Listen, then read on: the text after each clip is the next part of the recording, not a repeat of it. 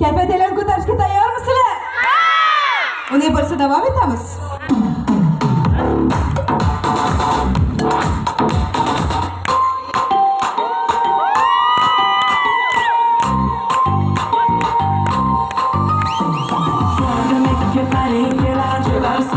Sallana, aşığına ko'nglan olib kelar nazlana o'sha tomon go'zal kelar sallana jonimga sablab bo'lib kelar nazlana oy go'zal shirin ekan nozlaring jonim sol ko'zlaringiz haydo etdi mani oy go'zal shirin nazoring ravsaning layliyim bo'l oshiqu majnuning man saning